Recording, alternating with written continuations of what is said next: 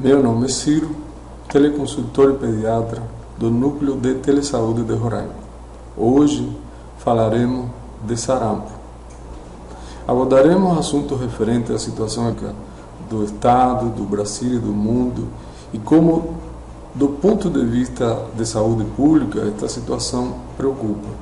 Definiremos o que é um caso suspeito, um caso confirmado, diagnóstico clínico, diagnóstico laboratorial, diagnóstico diferencial, na perspectiva prática, que consideremos de maior relevância. Também as medidas que devem ser tomadas ante um caso suspeito e os fluxos estabelecidos. Finalmente, falaremos da prevenção, que sem dúvida é a estratégia fundamental. A notícia de que a doença voltou preocupa a população de Roraima. Os mais jovens, na verdade, nem conhecem a doença. Até para os médicos, que há muito tempo não vemos este tipo de paciente, resulta um desafio. Muitos dos mais jovens, então, nunca encontraram na prática um paciente com sarampo. Desta forma, e a pedido da assistência básica estadual, nos debruçamos em fazer esta pequena revisão e compartilhar as informações. Esperamos que seja de utilidade para as equipes de trabalho do Programa de Saúde da Família na hora de realizar o acolhimento e conduzir adequadamente estes pacientes. Situação epidemiológica. Com a imigração de mais de 40 mil venezuelanos, importamos o vírus do sarampo também. Estudos virológicos da Fiocruz confirmam que se trata do mesmo vírus que está circulando na Venezuela. Até agora foram notificados 50 casos suspeitos e 14 confirmados no estado. No momento, a Venezuela enfrenta um surto de sarampo. Mais de 80% destes casos foram registrados no estado de Bolívar, que faz fronteira com o Brasil, o norte do Brasil. Dentro do estado de Bolívar, a maior parte dos casos foram registrados no município de Carolim, que está relativamente perto da fronteira onde acontece a imigração de venezuelanos. Para proteger a população de Roraima, o Ministério da Saúde, em conjunto com os gestores locais, vem realizando uma série de ações, como a vacinação de bloqueio e a intensificação de vacinação nos municípios. A cobertura atual de vacinação em Boa Vista se considera acima de 85%. Já de outros municípios no estado é bem menor.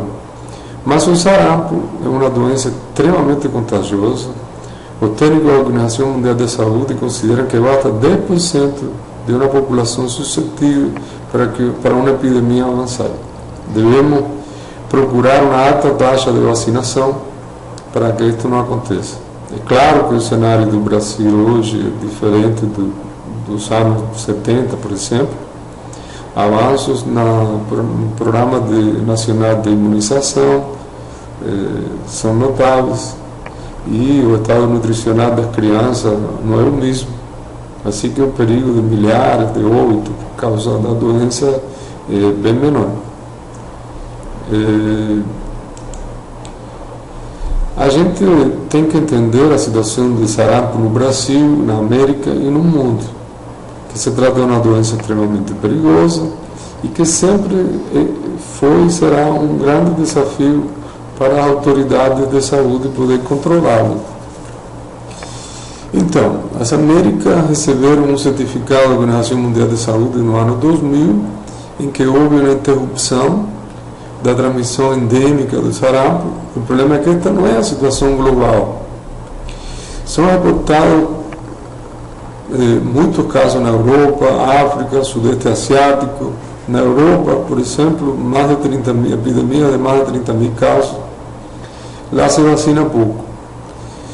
No entanto, as áreas segundo a Organização Mundial de Saúde, mais prejudicadas são a África e o Sudeste Asiático, precisamente por estas ser áreas com maior número de crianças desnutridas e grande problema socioeconômico que, como veremos posteriormente, contribuem para que aumente o número de complicações pelo sarampo. O sarampo é uma doença infecto-contagiosa, potencialmente grave, de etiologia viral e extremamente contagiosa.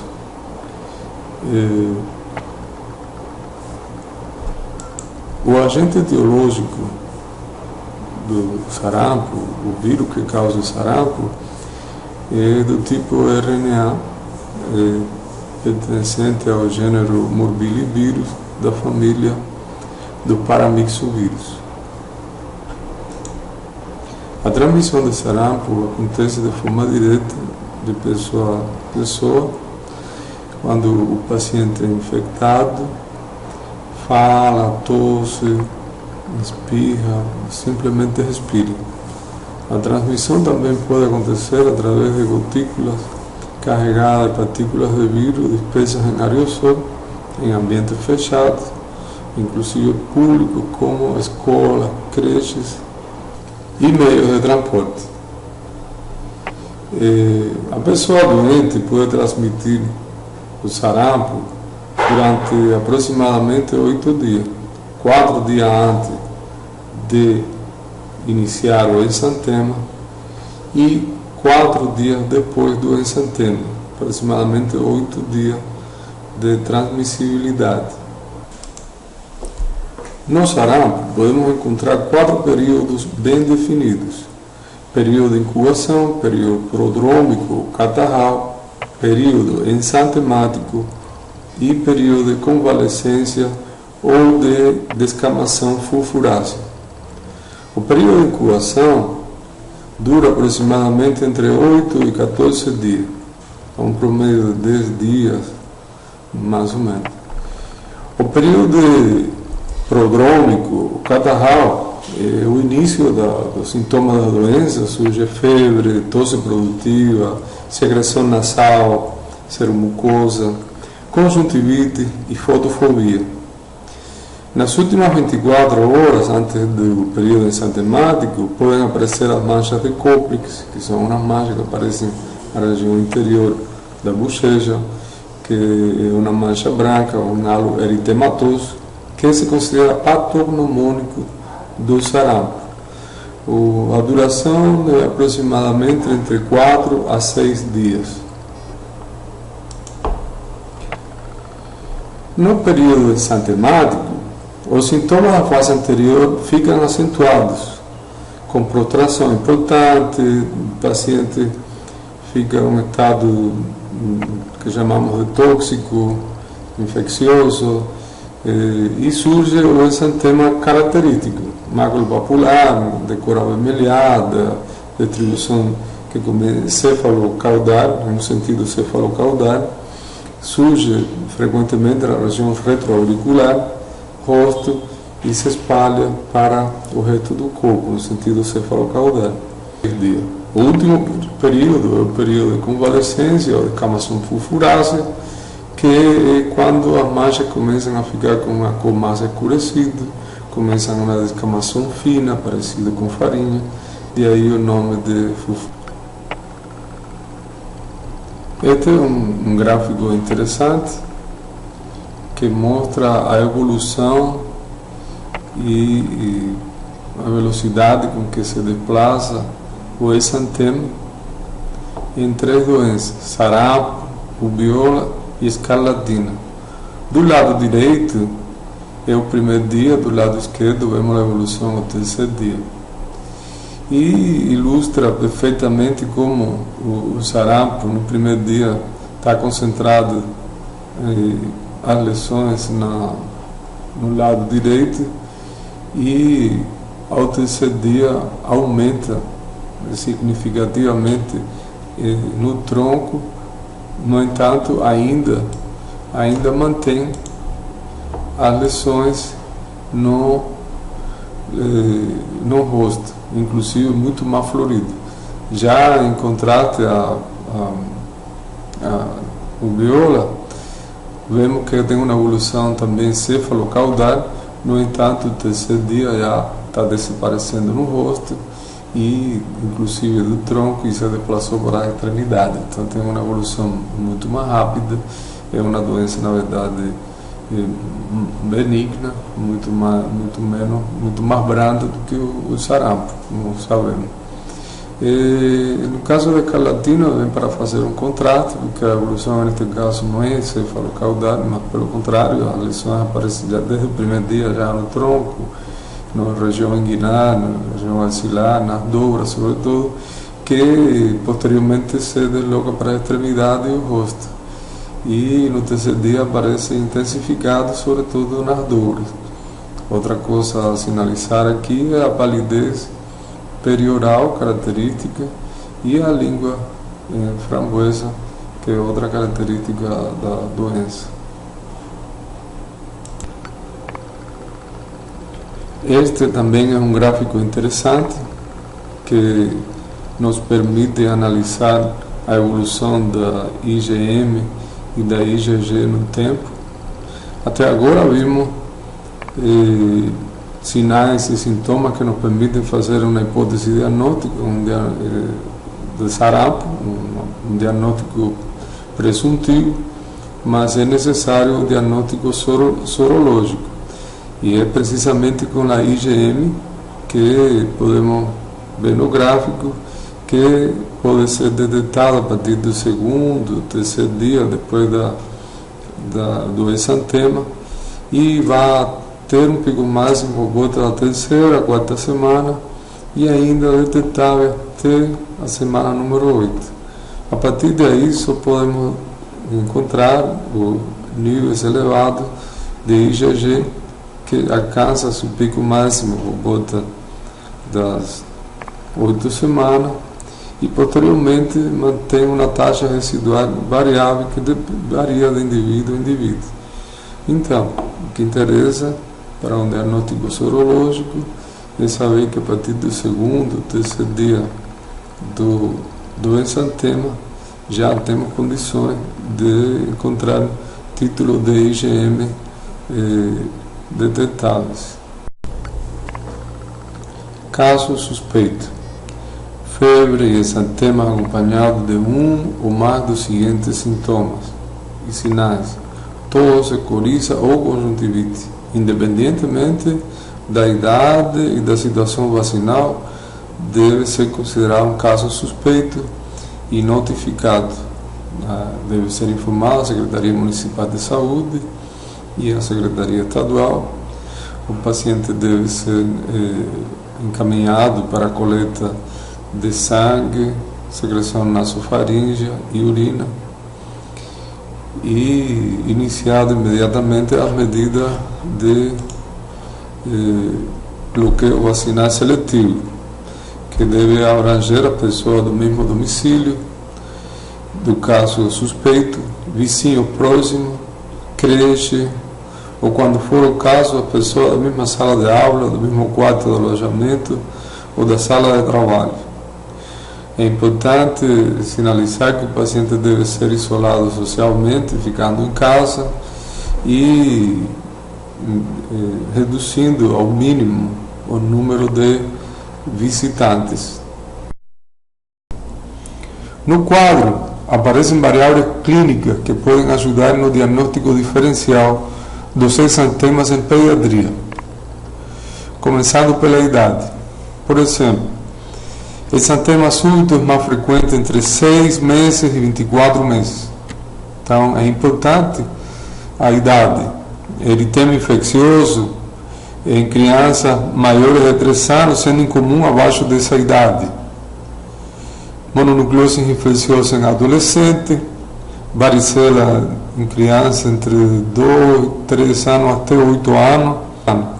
O impédigo é muito frequente na idade pré-escolar. Conhecer a situação epidemiológica, então, de uma doença infecto-contagiosa é da maior importância. assim como para fazer o diagnóstico diferencial. Dentro da anamnese, os antecedentes, por exemplo, exantemas prévios, podem descartar algumas doenças comuns na infância que conferem proteção duradoura, como o sarampo, precisamente, e a rubéola. A história vacinal, então, não apenas para descartar a doença, como para ter uma ideia sobre possíveis quadros clínicos atípicos, é da maior importância. Contato com casos semelhantes, com possíveis doentes, é também da maior importância e levanta um índice de suspeita. Enfim, muitos são os dados que uma anamnese detalhada pode nos oferecer. O exame físico, então, nos permite encontrar sinais sugestivos de algum tipo de doença exantemática específica e ainda, e muito importante, classificar o tipo de exantema, maculopapular, petequiaro purpúrico e pápulo vesicular. Isto tem uma grande importância para fazer a classificação e melhor orientar nossa investigação. Neste outro quadro aparece a classificação segundo o tipo de exantema.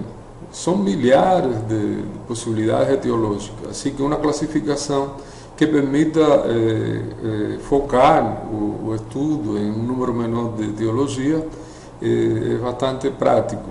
É uma necessidade que temos para poder direcionar nossa investigação. Mesmo com uma história clínica detalhada e a classificação do exantema, que ajuda a focar a investigação, nos deparamos com uma realidade, a variabilidade em que se apresentam algumas dessas doenças exantemáticas. Mas existe um grupo pequeno que segue um padrão bastante regular e que historicamente são estudadas em pediatria, que são viroses exantemáticas, como o sarampo, a rubéola, o eritema infeccioso e o exantema súbito. E a estas doenças vamos a dedicar nosso diagnóstico diferencial. E começamos com a rubéola. A rubéola é como um sarampo menor, tem sintomas parecidos em grande medida, mas todos em um grau menor, com menor gravidade. Encontramos os períodos evolutivos de incubação, prodrômicos, exantemáticos e convalescência, assim como no sarampo, mas as manifestações sempre são mais brandas. Podemos encontrar sintomas respiratórios na rubéola, mas não são tão intensas como no sarampo. No sarampo a tosse é intensa, inclusive já desde os primeiros dias aparece uma tosse e vai acompanhar durante toda a evolução da doença uma tosse persistente que começa seca e termina às vezes produtiva. Pode aparecer também na rubéola conjuntivite, mas é uma conjuntivite leve. As manifestações oculares do sarampo podem ser muito mais graves. Acompanha foto. O exantema, então, é muito mais intenso no sarampo. É uma cor viva, vermelha, confluente, que recebe o nome de morbiliforme. Então, é um exantema maculopapular morbiliforme. Inclusive, o nome de exantema morbiliforme surge a partir do sarampo. Lembremos que o gênero do sarampo é o morbilivírus. Ele dá o nome ao exantema morbiliforme, que forma uma placa, conflui em placa. O exantema na rubéola, por outro lado, é um exantema muito mais leve, a coloração não é tão viva, é rosado, é maculopapular, mas é um maculopapular fino, não é confluente, formando placa, como no sarampo. Segue também uma evolução cefalocaudal, no entanto, muito mais rápida. Já para o terceiro dia desapareceu geralmente o exantema da rubéola no rosto e no tronco e passou para as extremidades. No sarampo, esta evolução é muito mais lenta. Na rubéola, pode aparecer adenomegalia na região retroauricular e cervical posterior. Assim como no sarampo aparece um enantema com lesões características a nível do molar inferior, conhecido como manchas de cobre, que são manchinhas embranquecidas com um fundo vermelho.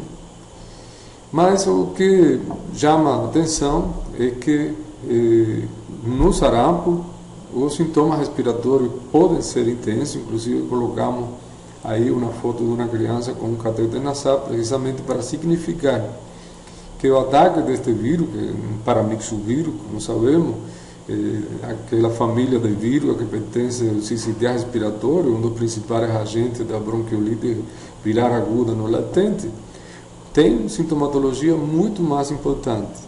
Quanto ao estado geral, então, podemos ver, significar aí na foto como a criança com rubiola parece nem estar doente, pode estar sorrindo, com um bom estado geral, e no sarampo é evidente o rosto de postração, tóxico-infeccioso, a criança está com um grande desconforto e uma toma de estado geral muito mais importante que caracteriza o sarampo.